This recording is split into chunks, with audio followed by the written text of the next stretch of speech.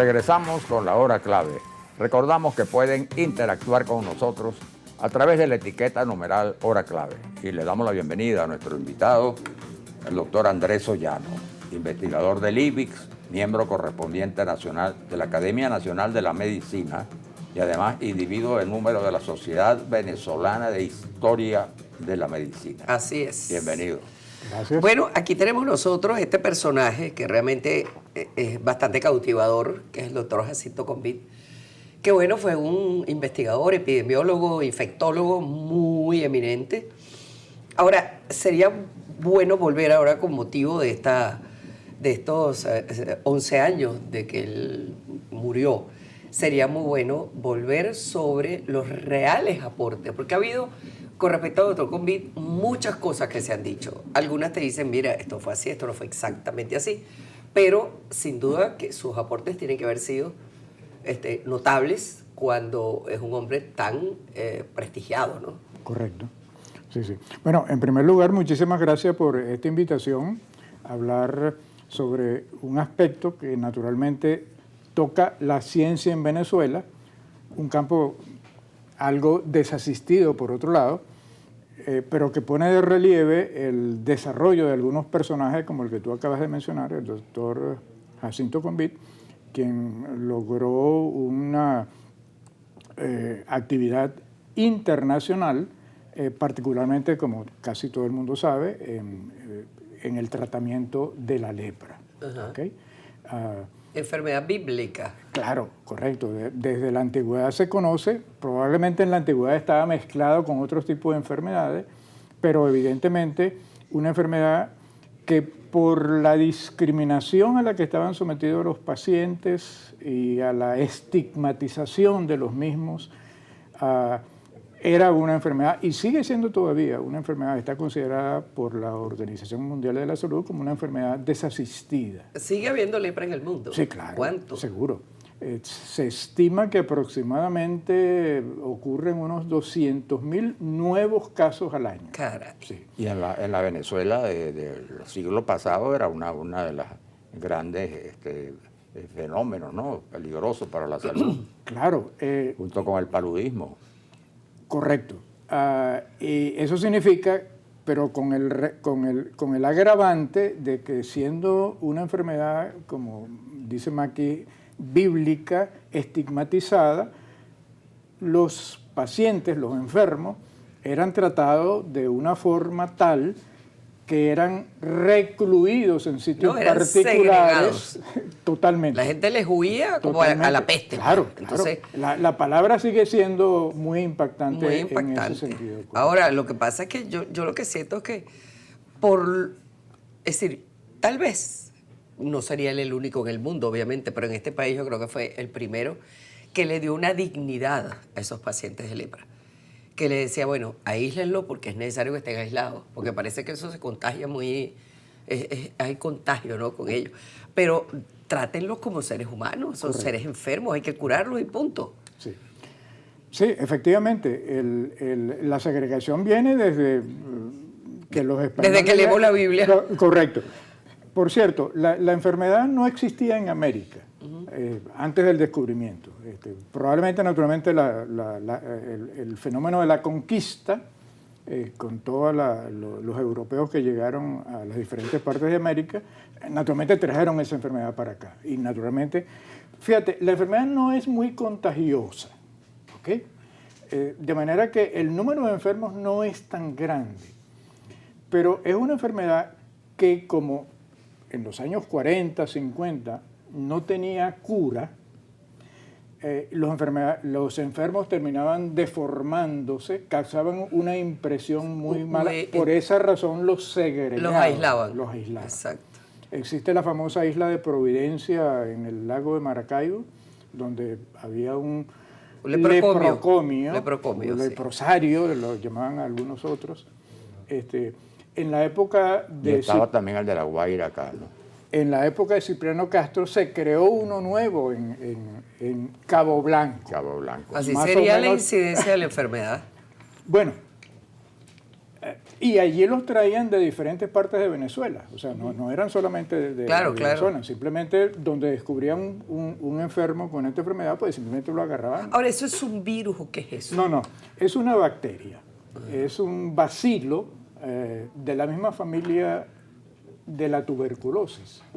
De hecho, su nombre técnico es Mycobacterium leprae, a diferencia del de la tuberculosis, que es Mycobacterium tuberculosis. Que le dicen bacilo de Koch, creo, ¿no? El de la tuberculosis. El de la tuberculosis, Koch. claro. Esta enfermedad, el bacilo fue descubierto por allá por el siglo XIX por un médico noruego de apellido Hansen. Por eso la enfermedad también se llama, el bacilo se llama bacilo de Hansen. De Hansen, sí. Y algunos llaman a la enfermedad de Hansen. Naturalmente volvíamos al punto de que es una enfermedad que crea un estigma y por esa razón una labor importante. Hubo mucho interés en Venezuela en la enfermedad, sobre todo después de la muerte de Gómez, cuando se crea el Ministerio de Sanidad y Asistencia Social. Naturalmente, el gran problema en ese momento era tuberculosis, malaria, pero también en el ministerio se comienza a trabajar sobre la lepra y se crea una división de lepra. Se empieza a formar gente en ese campo. Por ejemplo, el doctor Martín Vegas fue director de ese centro allá en el leprocomio de Cabo Blanco. Y naturalmente, él es el que invita a Jacinto Convit, en ese caso el bachiller Jacinto Convit, estaría en quinto o sexto año de medicina. A que se involucraran en la... Correcto. Naturalmente, ellos están estimulando a la gente porque, insistimos nuevamente, es una enfermedad que causa segregación. Y entonces, naturalmente, el Convit, y una vez que se gradúa en el año, si mal no recuerdo, 1938, naturalmente continúa con ese interés en esta enfermedad, va a trabajar en el leprocomio de Cabo Blanco, se sigue entrenando en esas áreas, viaja a los Estados Unidos, viaja a Brasil, que es un foco importante de lepra en el mundo, y naturalmente continúa, se estimula, tiene esa vocación de atender a esos pacientes, y como conversábamos con anterioridad, mostrándole humanidad al paciente. Sí, señor. Anteriormente los trataban como si fueran presos. No sé si ustedes recuerdan... gente indeseable que no había que... Claro, sí. Claro. Era horrible, horrible. Bueno, en esos leprocomios habían monedas particulares, porque la gente pensaba que si ellos utilizaban los bolívares que circulaban en el rato se iban a contaminar, cosa que no es cierto. Y de esa manera fue creando un programa que se constituyó en un programa modelo en el mundo y naturalmente posteriormente intentó buscar una forma de curar la enfermedad. Porque la enfermedad en esa época, déjame decirte un dato que es interesante, es que a diferencia de la gran mayoría de otras bacterias y bacilos que se pueden cultivar y uno los puede hacer crecer y obtener en grandes cantidades, el bacilo de la lepra tiene una particularidad, que no es cultivable. Entonces, ¿cómo se adquiere eso? Bueno, no. La enfermedad se supone que llega al hombre probablemente de algunas especies animales. Entre ellas está el cachicamo o armadillo. Por eso es que el doctor Convit insistía tanto en porque trabajar con cachicamo. Fue el único animal para esa época, en los años 60 o 70, que se descubrió que se podía infectar con el bacilo. Entonces, la enfermedad en ese sentido y la bacteriología de la enfermedad imponía un problema, que si no puedes cultivar el bacilo, no es como el de la tuberculosis, que lo podemos crecer en medios de cultivo en el laboratorio y por lo tanto manipular y aprender más cómo se transmite la enfermedad. En este caso teníamos un problema importante. Y afortunadamente el doctor Convit, en otras partes del mundo también, se empezaron a hacer estudios y se fue aclarando cómo es la enfermedad. Pero insisto nuevamente, quizás el aspecto más importante en ese momento fue el demostrar que la enfermedad la fama, digamos así, que tenía la enfermedad no era tan cierta y que los pacientes podían tratarse como cualquier otro tipo de enfermedad. Y eso ayudó, es un punto importante, en los años 40 la frecuencia de la enfermedad en Venezuela estaba en el orden de unos 18 pacientes por cada 10.000 habitantes. Y en el transcurso, después de aplicarles tratamientos adecuados, hacerles los correctivos necesarios a los tratamientos, para los años 50, en el año 55, por ejemplo, ya él pudo demostrar que tú puedes soltar los pacientes, no tienen por qué estar presos prácticamente.